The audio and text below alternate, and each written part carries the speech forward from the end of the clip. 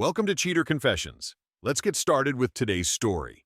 8 months after our wedding, I still thought my life made sense. Emily and I had settled into a quiet rhythm. Work, dinner, small weekend trips, the kind of routine people call stable. I trusted her completely. I never checked her phone, never looked at her messages, never questioned where she went. I believed trust meant giving someone space without suspicion. That Saturday afternoon, Emily went out to meet two coworkers for lunch. I stayed home to free up space on the laptop because it kept running out of storage. Most of our devices were synced, so her photos and videos always ended up on the same drive. It wasn't intentional, it was just how we set it up when we moved in. I opened the main folder and saw hundreds of random names, old backups, shared albums, vacation shots. Nothing unusual. Then I noticed one I had never seen before. Bachelorette, do not open. The title froze me. Emily's bachelorette party was just days before the wedding. I assumed she kept those memories on her own phone. I wasn't planning to open anything of hers, but the name hit me in a strange way. It wasn't labeled party highlights or girls' night. It was written like a warning. I hesitated, but something about that label felt intentional, secretive. I clicked. Inside were several short clips and one long video. The long one was over an hour. I opened it. The first few minutes were harmless. Emily laughing with her friends in a beach hotel suite. She looked happy, confident, the version of her I always loved. Around the 10-minute mark, the camera followed Emily as she slipped into the adjoining room. A man stood near the balcony door, holding a drink. Alex Turner, a name I recognized from work stories, a friend of a friend she mentioned twice in the past year. Emily closed the door behind her. She smiled at him in a way I had never seen directed at me. Then she stepped closer. His hand touched her waist. She didn't move away. Instead, she tilted her head, whispered something, and kissed him like they had done it before. I paused the video. My pulse stayed steady. My hands didn't shake. But my entire view of the last 8 months shifted in an instant. I unpaused the video and let it play from the beginning of that moment. Emily didn't hesitate. She pulled Alex closer, and they moved toward the bedroom area like this wasn't some reckless party mistake, but something planned. I watched the timestamp, 2 days before our wedding. That detail sat in my mind like a heavy weight. 48 hours before she stood beside me in a white dress and promised the world. This was what she was doing in a hotel room with a man she barely mentioned afterward. The video kept going. Her friends joked outside the door, calling them old flames, laughing too loudly, making comments that were far from innocent. Nobody acted shocked. Nobody tried to stop anything. It was normal to them. When Emily and Alex finally came back out, their clothes looked wrinkled, her lipstick smeared. She fixed her hair and laughed like nothing mattered.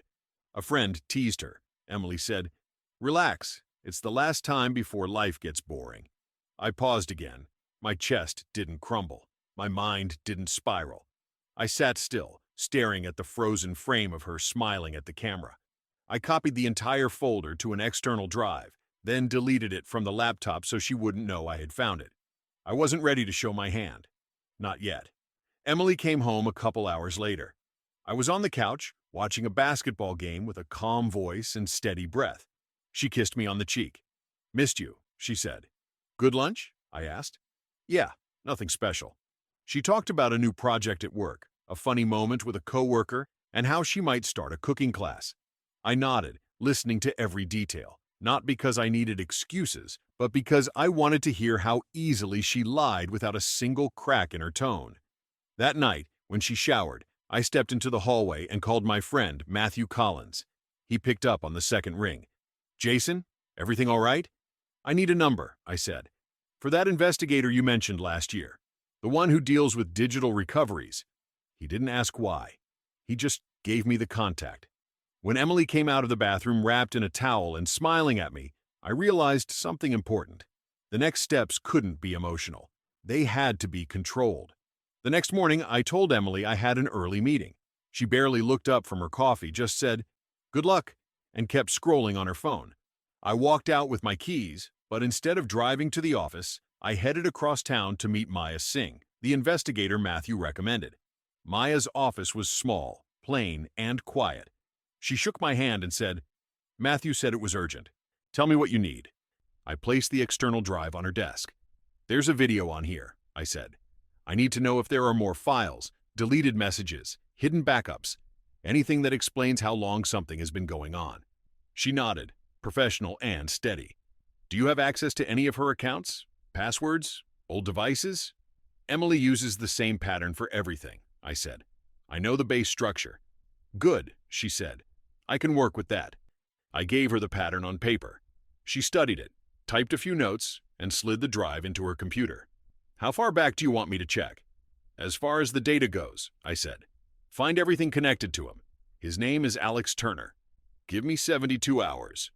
When I walked out of her office, I felt organized, focused.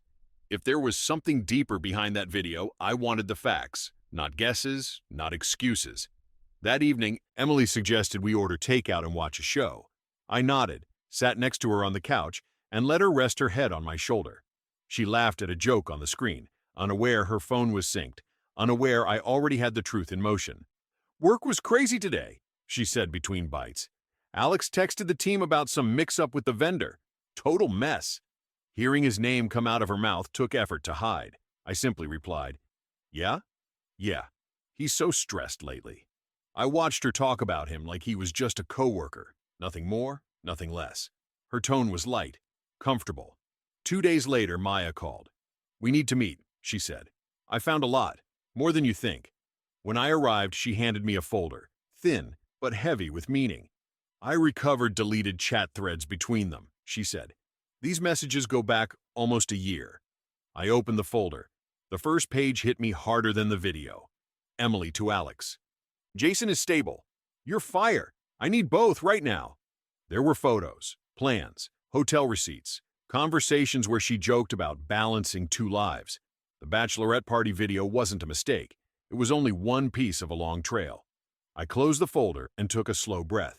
Make a clean report, I said. Everything you have. I'll need it all. I left Maya's office with the folder under my arm and a clear purpose forming in my mind. I wasn't going to scream or argue or fall apart.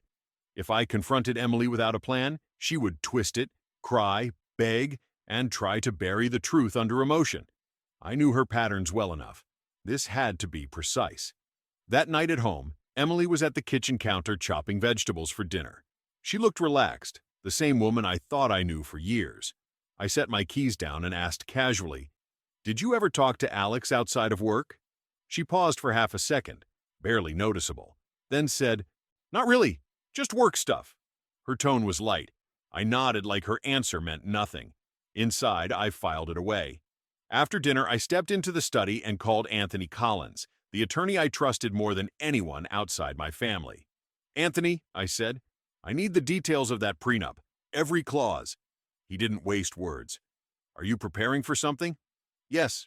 All right, come by tomorrow. I'll have it ready. The following afternoon, I sat across from him as he flipped through the document. Jason, he said, tapping a section with his pen, your father insisted on this clause. If infidelity is proven, she forfeits claims to joint assets. No negotiation. I read the words carefully. Good, I said. That's all I needed. I spent the next hour putting the rest of my plan together. On my phone, I booked a private dining room for Friday night, reservation for 4. Then I created a new email account and wrote a single message. Alex, we need to talk. Bring Rachel, Friday, 7 p.m. It concerns something that affects all of us. J. I hit send. At home that evening, Emily sat on the couch scrolling through her phone. I sat down across from her. Do you remember your Bachelorette weekend? I asked. She laughed. Barely. We were all wild. Anything you'd want to tell me from it? She looked up for a moment, her expression neutral. No, why? Just curious, I said. She shrugged and continued scrolling. Thursday night, after dinner, I walked into the living room holding the laptop. Emily, I said quietly, I want to show you something. Sure, she said, smiling. I connected the laptop to the TV. The screen lit up with the folder titled Bachelorette Do Not Open. Her face changed instantly. Jason? Why are you… I pressed play. The first few minutes rolled by. Then Alex appeared. Then she entered, the room with him. Then the kiss. Emily's hand flew to her mouth. Jason, stop it. Turn it off. Please. I closed the laptop midway through and set it aside. We'll discuss it tomorrow, I said calmly. Over dinner. She stared at me, confused. Dinner? Yes, I said. You, me, Alex, and Rachel. All color drained from her face. I didn't say anything else. I didn't explain. I didn't raise my voice. I just walked past her and said, "Be ready at 7. Friday arrived quieter than any day I could remember. Emily barely spoke. She followed me around the house like she wanted to say something but couldn't form the words. Every time she opened her mouth, she closed it again. I didn't push. I didn't comfort her. I didn't ask if she was all right. At 6:30, I walked to the front door and said, "Let's go." Emily grabbed her purse with trembling hands. The restaurant was a small place near downtown. When the host led us to the reserved room, Emily stopped in the doorway. Her breath caught. Alex Turner sat at the table. Beside him sat Rachel Adams, his girlfriend of 2 years. Rachel stared at the tablecloth, unaware of what she was about to see. Alex looked nervous. "Jason, what is this?" I sat down without answering. Emily stayed standing, gripping her purse like she needed it to stay upright. "Everyone's here," I said. "Good." Rachel frowned. "Is something wrong?" "Alex didn't tell me anything," Emily whispered. "Jason, please don't do this." I opened the laptop, connected the HDMI cable, and projected a paused frame of the video onto the wall. Emily in a hotel suite, Alex smiling at her, the door closing behind them. Rachel's eyes widened. "What am I looking at?" I hit play. Alex exhaled through his nose, shaking his head. "Jason, turn it off. This is unnecessary." Emily stepped forward. "Stop it. Please, not here." Rachel pushed back from the table. She stared at Alex with a face that looked drained of all color. "How long?" she asked. Alex didn't answer. "How long, Alex?" Still nothing. Rachel grabbed her bag and walked out without waiting for anyone. Alex scrambled after her, calling her name, his voice cracking as it faded down the hallway. The door shut. Emily lowered herself into the nearest chair. Her hands shook so badly she had to hold them in her lap. "Jason," she whispered, "I don't want to lose you. We can fix this. I swear I will do anything." "No," I said. "We're done." She blinked rapidly.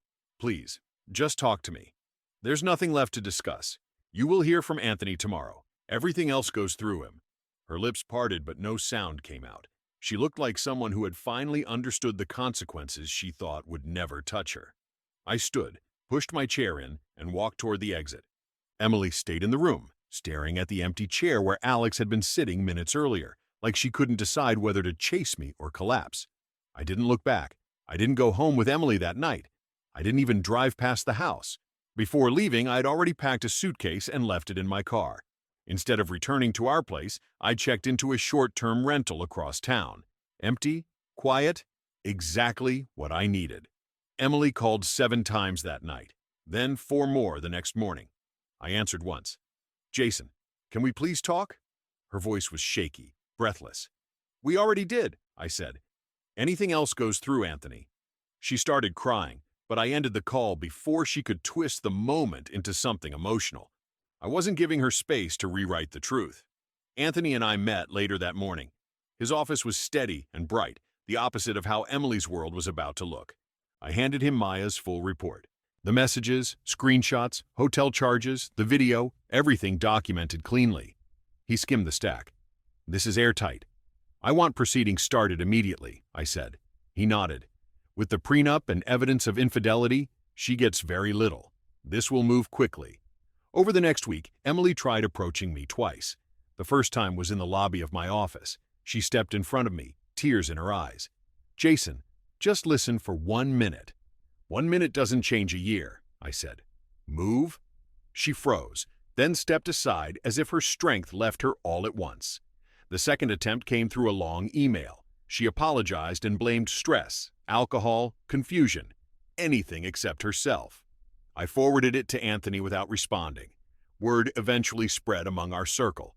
Some friends reached out to me quietly. Others stopped talking to her entirely. A few who once called her the sweetest person ever suddenly wanted nothing to do with her. Alex blocked her after the dinner. Rachel broke up with him immediately. Emily found herself alone socially, almost overnight. Work wasn't kinder. Rumors moved through her office faster than truth ever could. She was called into a private meeting, questioned about unprofessional conduct related to a past event, And by the end of the week, she resigned. Not officially fired, but close enough that everyone knew why she left. The divorce moved like a straight line. No delays, no arguments. Anthony presented the evidence. Her side had no room to negotiate. She kept a small checking account and her car. I kept the house, savings, and everything tied to the prenup. 3 months after that dinner, the divorce was final. The court summary included the phrase marital misconduct by the spouse. Emily didn't look at me when the signatures were done. She walked out alone, holding the folder of documents like she finally understood the cost of her choices.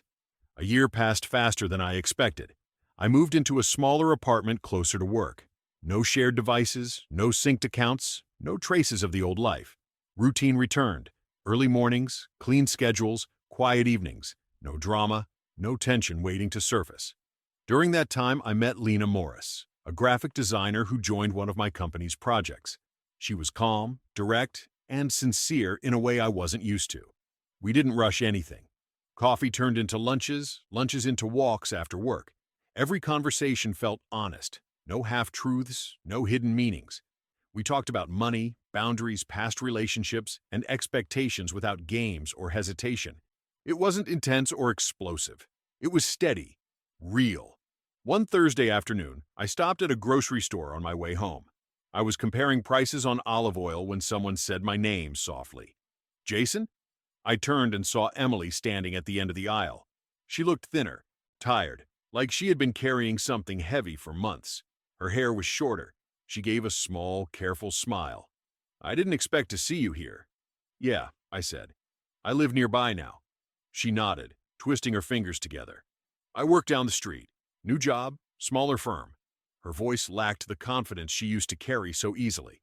This version of her spoke softly, like she was afraid every sentence might break. "I'm glad you're doing all right," I said. "I'm trying," she whispered. There was a pause. She took a breath, eyes glossy but not crying. "I know this doesn't change anything, but I really am sorry for everything. I don't expect forgiveness. I just needed to say it again, face to face." I studied her for a moment. Not with hate, not with resentment, just distance. She was a chapter, not a wound. "I hope you figure yourself out," I said, "and find something stable." She nodded quickly, like she was grateful for even that small sentence. "Take care, Jason." "You too." She walked away with a slow, stiff posture, as if she had learned her lessons the hard way and carried them everywhere.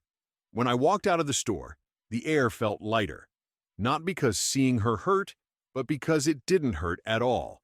There was nothing left attaching me to that old story. A few months later, I was packing up digital files for a project Lena and I were planning together. We were thinking about moving in the next year, so I wanted everything clean and organized before life got busy again. I opened my old backup drive, the same one I'd plugged in the day I saw the video of Emily. Most of the folders were harmless: taxes, receipts, travel photos, work documents.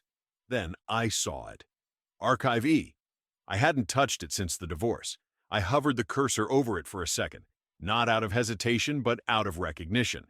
That folder was the spark that pushed every domino in my life to fall exactly where it needed to. I opened it. Inside were the files Maya had collected, proof of everything Emily thought I'd never see. My hands didn't shake, my chest didn't tighten. I wasn't angry, I wasn't sad, I wasn't anything. I was done. Completely. For the first time, I realized I didn't need the files. They had already done their job. I selected everything. Pressed delete. I closed the laptop and walked into the living room. Lena was sitting on the couch with her hair tied back, flipping through a travel guide. She looked up when she heard me. "All finished?" she asked. "Yeah," I said. "Everything's clean now." She smiled. Simple. Warm. I sat beside her, and she leaned into my shoulder as naturally as breathing. No weight, no tension, no pretending. For a moment, I thought about how everything started. Me sitting at the old laptop, cleaning files 8 months into a marriage I thought was solid. One unexpected folder had flipped my life upside down.